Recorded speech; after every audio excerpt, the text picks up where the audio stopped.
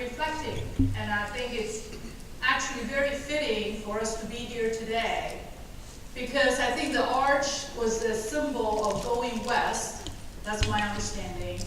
And I think back then, or as a city of St. Louis is the gateway to the west, it probably represents a lot of hope, opportunities, and dreams for those people before us. And what I hope to do in the next 40 minutes with you is to share my perspective of how authentic inclusion, or how the topic about what I call human first, is at a gateway to actually a better world, better society, and better future of work. And you all at the front line of this of human first kind of world is the leader, and the world actually needs your leadership in making it better. So what I plan to do is to share a bit of my personal story about how I live the world of diversity, and then bring in some of my professional experience as a technologist. I worked 30 plus years at IBM, and I don't want to say the word retired because it sounds so old, but I graduated from IBM about 3 years ago as IBM's Chief Accessibility Officer. And in that role, I actually had the responsibility to work with all the IBM functions to make sure our workplace and also our product and services is as accessible as possible from digital or from a technology standpoint. It's my hope that at the end of the talk that you all will agree with me that this world, this time, actually needed all of us, especially your participation and your leadership in making it real, in making the authentic inclusion an actionable concept. So before I get into the kind of business perspective, let me just tell you a little bit about my own story. So this is a picture taken at my kindergarten graduation. Can you spot me in the picture? I bet you can. I'm actually one of the tallest girls in our class. And see that I stood right next to a tree? So in my kindergarten graduation play, I played a tree. So, whoa, this is, okay, I'm not standing that spot. I think this is a cue to not to compete with the signer, so I'm going to go back to my station. So I played a tree because I was tall and big, and my classmate used to actually wage bet on how much I weighed.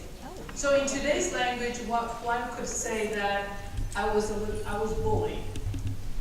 I was born in Taiwan, so the next 14 years, you know, I lived a kind of a normal childhood, except one day my dad came home and said, we need to pack up and move to Hong Kong. Why? Because my father at the time was working for the United Nations, and for those of you who know the politics or history, in 1971, Taiwan was asked to leave the United Nations as the representative of China. And the Communist China, or in this case, People's Republic of China, was invited in. So overnight, we went from a family doing quite well to no job and no place. So we literally packed up the suitcase and moved to Hong Kong in a totally different world. At that time, Hong Kong was under the British rule because it was a British colony. So they spoke English and completely different dialect of Cantonese versus Mandarin, which was what I was brought up. So one could call that we were a refugee.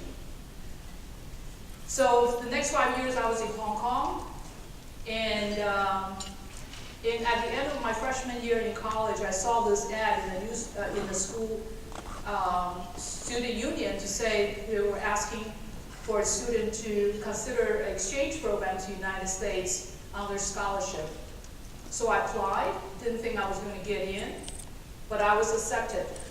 So I picked up, again, 2 suitcases, flew all the way to Lexington, Virginia, at Washington Lee University. How many of you know Washington Lee University? At that time, it's an all-male school, if you recall. I was one of the 5 girls on campus, living with a Jewish professor family, learning how to make linses, matzo soup,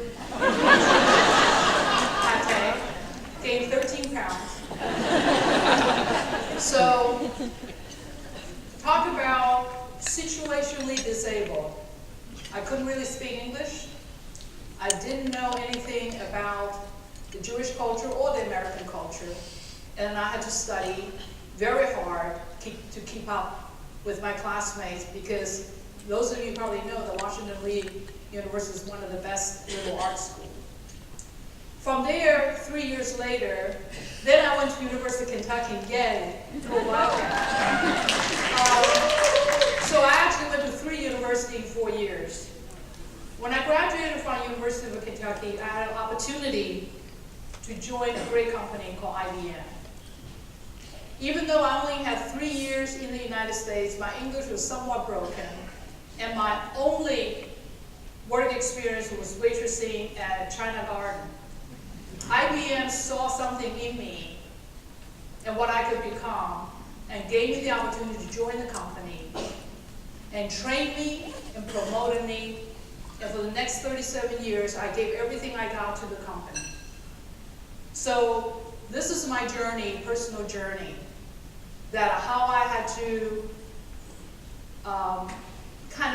deal with different environment, very unfamiliar territories, and frankly, different expectation.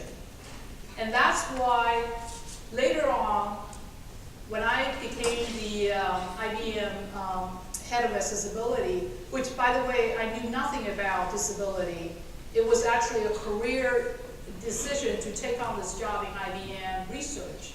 But then once I got into it, I realized this is a tremendous area, because on my staff I have deaf scientists, I have a blind technology architect, and what they showed me was that the creativity and tenacity and persistence that I have never experienced in any other part of IBM before. So that's why I stayed in that job.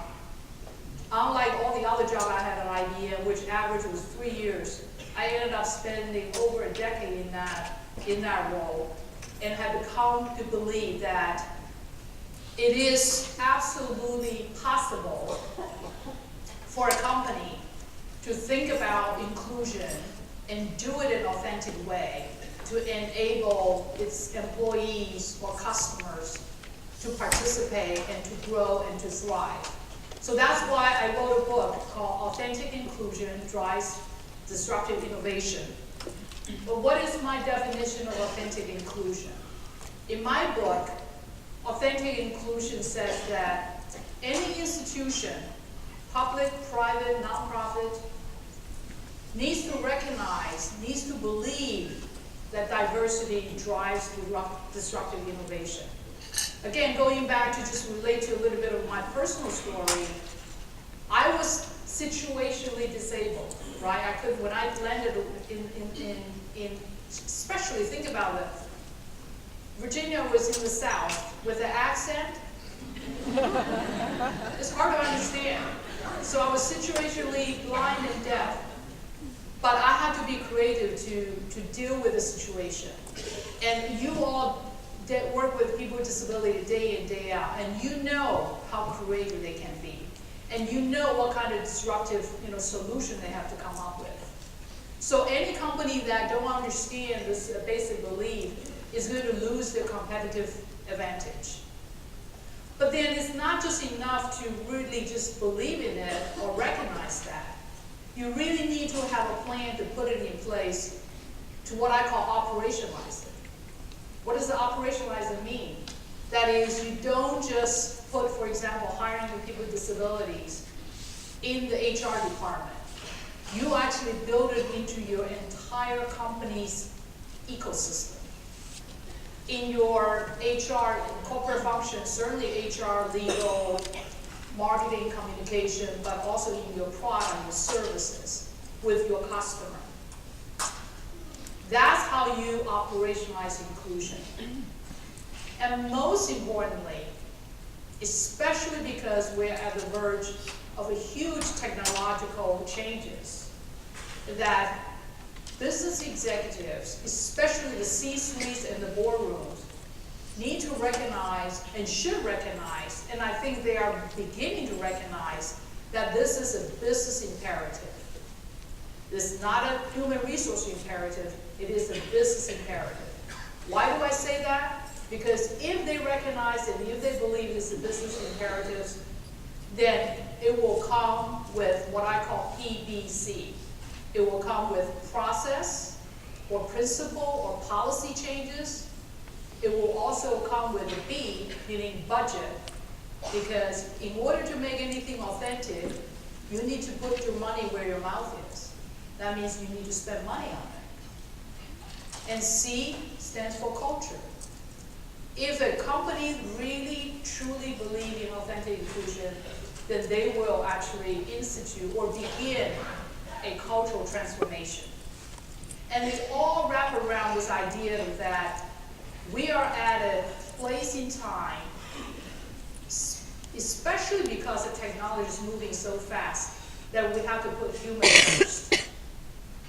So it is my belief that with this kind of authentic inclusion thinking and belief in action, that's the only way an institution, organization can sustain, because that's the only way that you can put principle and your purpose in alignment. And if you do that, your profit will come. So that's the essence of authentic inclusion. When I published this book in December, I had two purposes. One is to really share this kind of experience and also the possibilities with the C-suite executives in the business world. But at the same time, I also want to share with audience like yourself, who is in the front line of serving and helping and supporting people with disabilities. So you get an understanding of how business think, and therefore you can make them more effective, perhaps, in engaging them.